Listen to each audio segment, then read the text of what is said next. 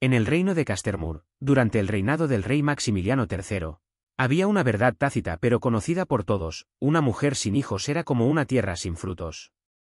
Quizás fuera hermosa, pero no servía para su propósito.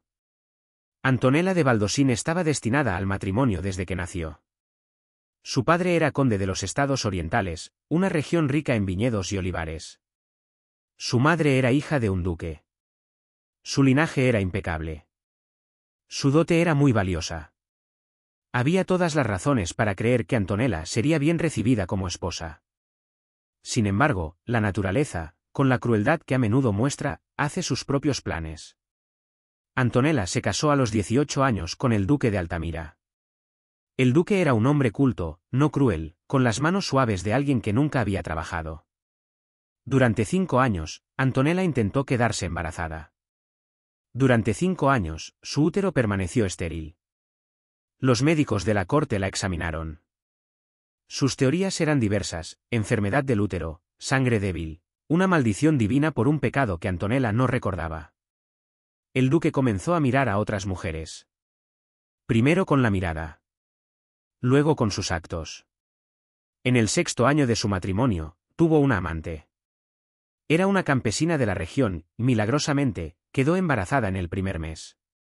Antonella no lloró cuando su marido se lo contó. Solo se dio la vuelta en la cama y esperó a que él saliera de la habitación. Luego, sola en la oscuridad, dejó que su rostro reflejara una verdad que ya conocía: era inútil. Estaba destrozada. Era el tipo de mujer que debería haber nacido hombre o, mejor aún, que nunca debería haber nacido. El divorcio se tramitó rápidamente. En el reino de Castermur, la esterilidad de una mujer era motivo suficiente. Antonella fue enviada de vuelta a la casa de su padre, con una reputación en declive y un futuro probablemente inexistente. Pero entonces ocurrió algo inesperado. Su padre, en un gesto que Antonella nunca llegó a comprender del todo, le permitió hacer algo totalmente radical: trabajar. No se trataba de un trabajo como tejer o coser. Era un trabajo de verdad. Su tío había sido médico real en generaciones anteriores. Aunque había fallecido 20 años atrás, sus libros seguían en la biblioteca familiar. Antonella los encontró durante los meses infelices que siguieron a su divorcio. Y comenzó a leerlos. La medicina no se consideraba una profesión adecuada para las mujeres. Las mujeres podían ser niñeras, comadronas o vendedoras de hierbas medicinales. Pero la medicina oficial, que consistía en cortar cadáveres y examinar la sangre y los órganos, estaba dominada por los hombres. A Antonella no le importaba. Leía en secreto. Practicaba en secreto. Cuando llegaban aldeanos heridos de las provincias orientales de su padre, se ofrecía voluntaria para vendarlos. Aprendía. Observaba. Tomaba notas. A los 32 años, Antonella era lo que se podría definir como una doctora no oficial. Su padre, al darse cuenta de que su hija era demasiado extraña para volver a casarse, le permitió continuar. Y cuando llegó una epidemia de fiebre desde el sur, Antonella fue la primera en darse cuenta de su curso. Antonella fue quien determinó que los enfermos no necesitaban sangrarse, sino agua hervida. Mientras los médicos reales insistían en que todos morirían, fue Antonella quien salvó a 17 personas de la región. La noticia llegó al castillo real. Esto era lo que el rey Maximiliano III necesitaba oír. El príncipe Luciano de Castermur, único hijo del rey, tenía 35 años y había pasado toda su vida siendo educado para asumir una responsabilidad que no deseaba. Era fruto de un matrimonio político. Su padre era un guerrero. Su madre, una experta en estrategia. Su vida estaba trazada desde su nacimiento: sería el heredero, sería poderoso, sería líder, sería exactamente como debía ser. Lo que nadie podía imaginar era que sería curioso. Desde su infancia, Luciano se había desviado del camino esperado. Mientras los demás príncipes practicaban esgrima, él estudiaba mapas. Mientras sus compañeros cazaban, él visitaba pueblos para comprender cómo vivía la gente. Cuando se esperaba que tomara una esposa fértil y tuviera herederos, él se preguntaba si la vida tenía algún otro sentido más allá de perpetuar el linaje. Su padre, sabiendo que la familia real siempre había producido algunos elementos extraños, toleraba estas rarezas con la paciencia de quien conoce bien este hecho. Cuando el rey oyó hablar de una mujer que curaba a los enfermos en los estados orientales, su primer instinto fue casarla con un noble para que criara médicos. Su segundo instinto fue traerla a la corte y utilizarla para prestar servicios médicos. Luciano, sin embargo, sugirió algo diferente. «Déjenme estudiarla», le suplicó al rey. «Si esta mujer ha descubierto métodos que los médicos oficiales desconocen, vale la pena comprender sus conocimientos. No su valor de mercado, sino su valor intelectual». Sorprendido por el comportamiento tan irracional de su hijo, el rey aceptó solo porque quería canalizar ese extraño interés hacia algo productivo. Así, Antonella de Valdosín fue llamada al castillo real. No como doctora. Ese término no existía oficialmente para las mujeres. Fue contratada como asesora médica, bajo la tutela del príncipe Luciano. Su viaje a la capital le hizo darse cuenta por primera vez de lo pequeño que era su mundo. Había pasado 32 años en los estados orientales, en un pueblo donde todo el mundo conocía la historia de su matrimonio fallido. En la capital, nadie la conocía. Nadie sabía que era estéril. Nadie la juzgaba por lo que no podía dar. Solo la veían. El príncipe la recibió personalmente. Era un detalle que no debería llamar la atención, pero que era completamente extraordinario. Los príncipes no aceptan a mujeres solas. No aceptan a mujeres que no tengan ningún título, que no sean bellezas de la corte, que no tengan importancia política. Luciano la observó entrar en el estudio con unos ojos que, años más tarde, descubriría que eran únicos, observadores, curiosos, totalmente sin pretensiones. «Tú eres Antonella de Valdosín», dijo. No era una pregunta. «Lo soy», respondió la mujer, haciendo una reverencia ni muy profunda ni muy ligera. «He leído los informes sobre su trabajo en la provincia», continuó Luciano. «Los métodos que utiliza. Curar la fiebre, algo que se consideraba imposible. Eran métodos sencillos», respondió Antonella. «No eran nada que los verdaderos médicos no pudieran descubrir si estuvieran dispuestos a cuestionarse a sí mismos». Luciano sonrió. Era la sonrisa de alguien que rara vez oía verdades incómodas. «Bien», dijo. «Entonces, ¿estás dispuesta a trabajar con los verdaderos médicos? No para enseñarles, sino como una colega que cuestiona sus métodos desde el principio». Era una propuesta radical. Antonella lo entendió de inmediato. Lo que se le ofrecía no era solo un trabajo. Era el reconocimiento de que su mente era valiosa. «¿Y mi género?», preguntó Antonella. «Eso no importa», respondió Luciano. «La medicina no distingue entre pacientes masculinos y femeninos. Tampoco debería distinguir entre médicos masculinos y femeninos». Antonella pasó los siguientes 3 años en el castillo, viviendo en una pequeña habitación del ala este y trabajando en la sala médica que el príncipe había construido especialmente para ella. No fue fácil. Los médicos reales, formados en prestigiosas universidades, al principio la ignoraron. Luego la cuestionaron. Poco a poco, cuando descubrieron que sus métodos funcionaban, a pesar de que los suyos habían fracasado, comenzaron a escucharla. Cambió la forma de tratar las heridas. Implementó un sistema de agua hervida en todo el castillo. Enseñó a las niñeras a reconocer los síntomas de la intoxicación sanguínea. Trabajó con las comadronas para reducir las muertes durante el parto, un problema que causaba más muertes de mujeres que cualquier otra causa. Sin embargo, en el año 35 de su vida ocurrió un acontecimiento que lo cambió todo. El príncipe Luciano, que se encontraba en los estados del sur visitando a sus soldados, fue pateado por un caballo. La noticia llegó al castillo a medianoche. El príncipe estaba gravemente herido. Probablemente se encontraba en su lecho de muerte. Antonella fue despertada. Corrió a la sala médica donde habían llevado al príncipe. Lo que vio la horrorizó. El vientre del príncipe estaba abierto por la herradura del caballo. Sus órganos estaban parcialmente fuera. Los médicos reales discutían cómo preparar el funeral. Antonella se puso manos a la obra sin decir una palabra. Limpió. Lavó con agua hirviendo. Examinó cada órgano con sus dedos sin temblar. Ninguno estaba tan dañado como para no poder repararse. Si se detenía la hemorragia rápidamente, se podría controlar. Cosía. Punto a punto, volvió a unir lo que estaba roto. Capa a capa, restauró la anatomía destrozada.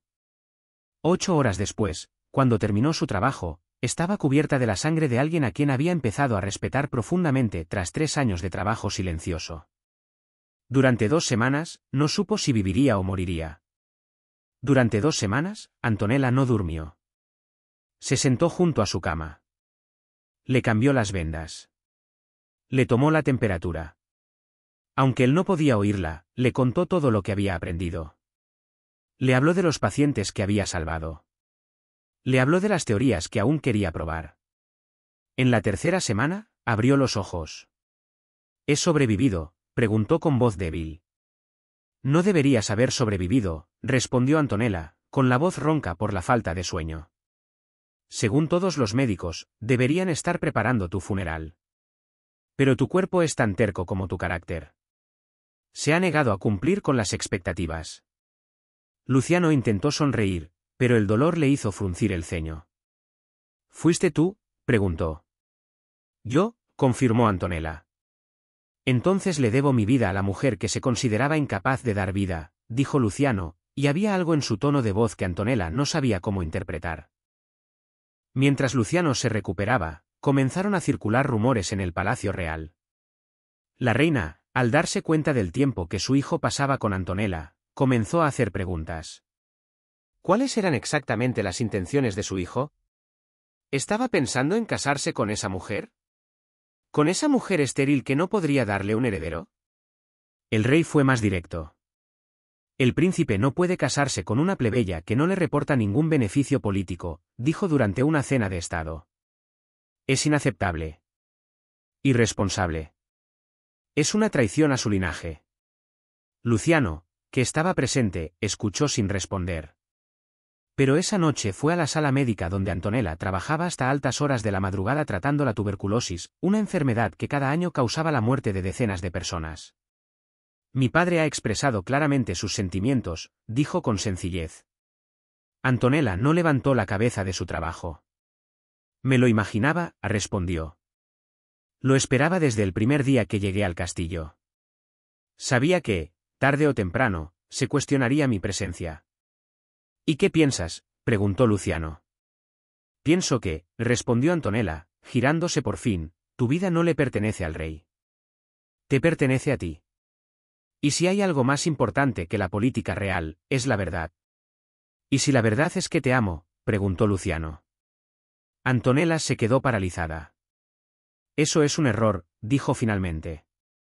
El amor es un lujo que un príncipe no puede permitirse. Quizás, respondió Luciano. Pero también es lo único real en un mundo lleno de mentiras políticas. Mi padre espera que elija una esposa que me dé herederos. Alguien que garantice la continuidad del trono.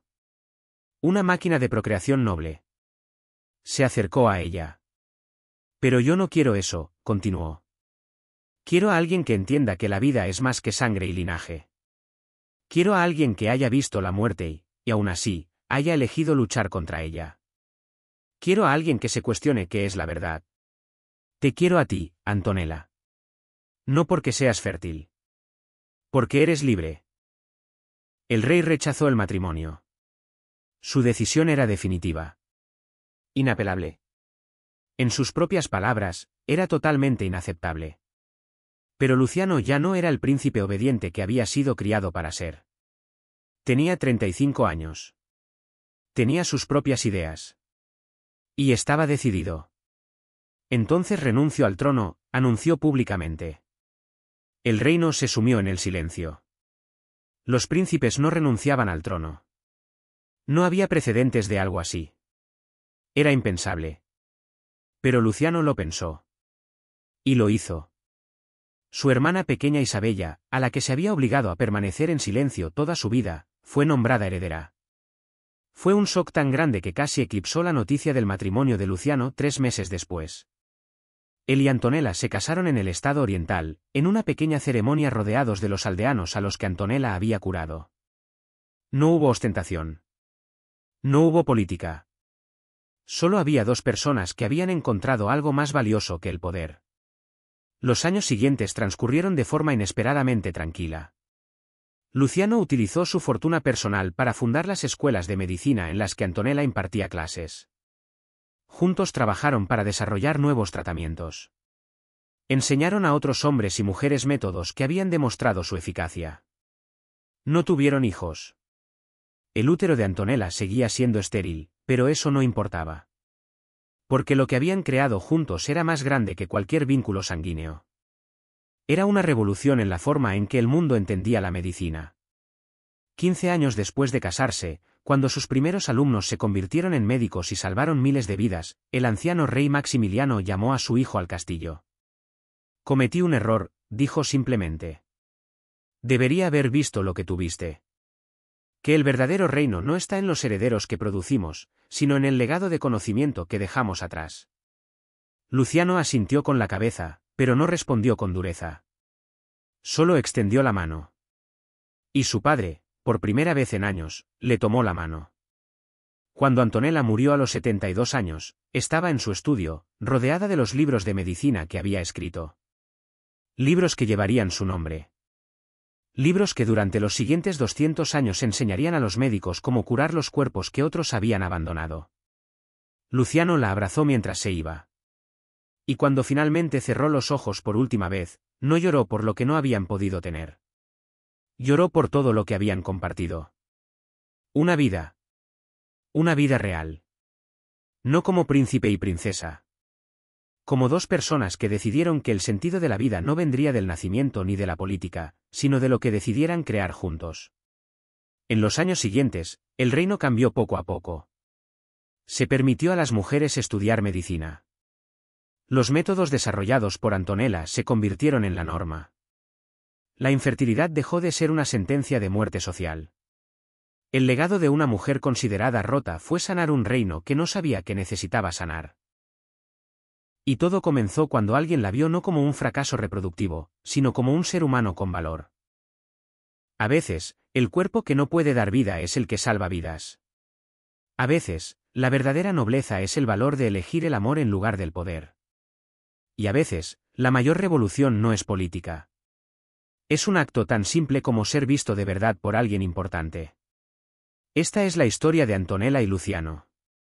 Pero también es la historia de todas las personas que son rechazadas por lo que no pueden hacer, hasta que finalmente encuentran a alguien que las ve tal como son.